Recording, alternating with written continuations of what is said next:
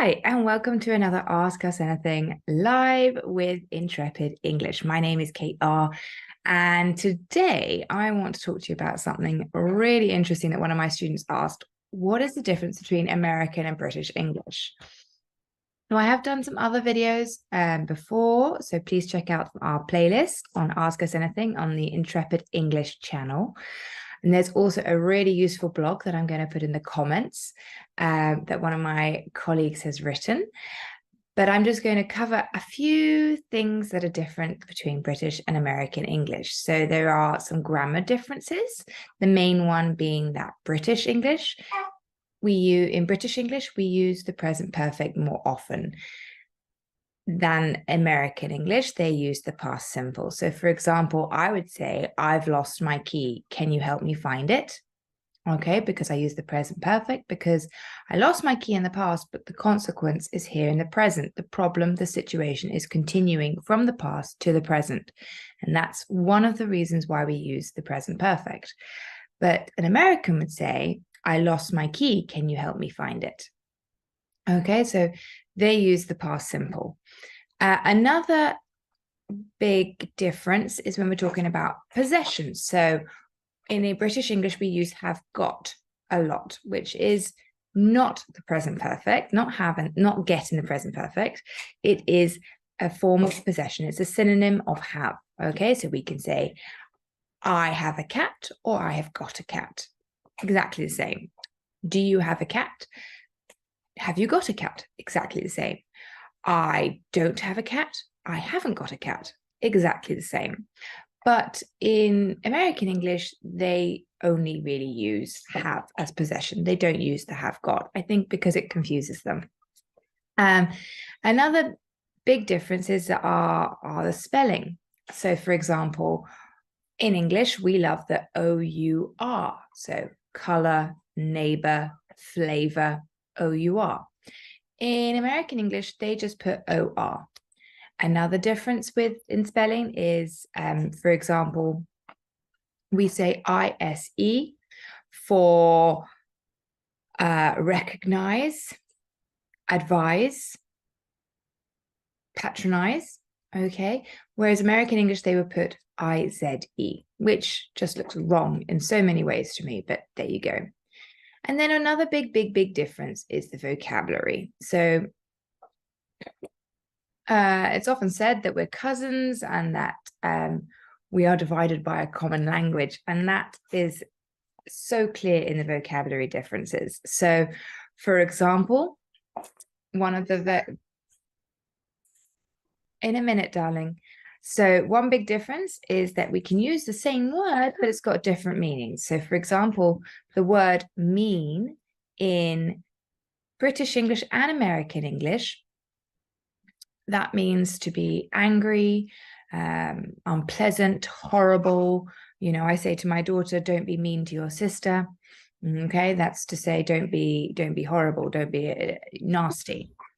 But in British English, there's another meaning, which is a lot of the time what we unfortunately describe the Scottish neighbours. So we call them mean, which means when they are tight-fisted, they don't give away their money much. No touching, please. No touching. Go and see your sister, please, darling. Go and see your sister. No. Yes. Okay, so that's what's quite interesting is that in American English, they only use the one version, whereas in British English, we'll have two different meanings for that word. And then when we're talking about cars or vehicles, so for example, in American English, they say hood, and in British English, we say bonnet, and that's the front of the car where we open and we see the engine. Or if we talk about the back of the car where we put our suitcases, in British English, it's a boot, and in American English, it's a trunk. And therefore, that's why we started doing car boot sales, because it used to be in car boots. And people used to line up their cars and sell different things from their car boots. We also say lorry in British English, those big vehicles to transport things. Whereas in American English, they use truck. Another thing on the car is in British English, we just say windscreen. Yes, you can have an apple. In British English, we would say windscreen. Yes, very good, having an apple. Excellent. Yum, yum. We would say windscreen, whereas in American English, they say windshield. To change the gears,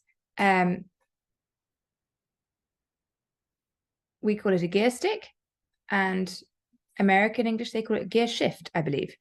Then when we're talking about food, the classic is chips.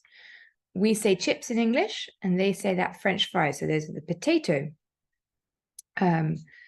strips that we eat with hamburgers or sausages and so forth. Whereas chips in American English, those are the flat, fried,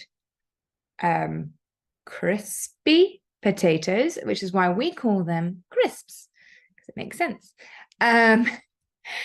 And then, for example, something that's very common is that we do use cookie in British English, and Americans, they call cookies for everything. We only use cookies for a certain type of biscuit, which is that it is got chocolate chips or it's got fruit in, but it's that typical cookie that we imagine in America. And the other biscuits we call biscuits. We don't call everything cookies like Americans do. And then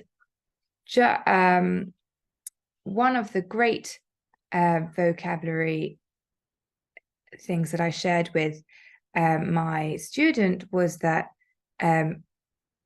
in British English, if you're very good at gardening, you say you have a green thumb. No, sorry, you have green fingers. Sorry, Americans, they just have a green thumb. Okay, so if you have green fingers in British English, it means you're very good at gardening. If you have a green thumb in American English, you're very good at gardening too. Another great, the last one I want to end with is a great slang, which again, I was explaining with my student. If you're having a chat in English, we imagine your chin, because you're chatting so much, your chin is wagging like a tail of a dog. Wow, wow, wow, wow, wow, wow, wow, wow. So to have a chin wag is to have a chat. And in American English, they say to shoot the breeze. No idea why, because I'm not American, but I love the word chin wag. And an American equivalent would be to shoot the breeze, because they would never use to chin wag. It's too English. So I hope that's helped, giving you a couple of differences between Emily. Well done, eating your apple. Shh. In a minute, darling. Thank you very much for listening. And I will put in the comments below the link to the blog, as well as the other video I've done on the difference between British and American English to enjoy. And I'm now going to play dinosaurs with my little girl, because that is what she is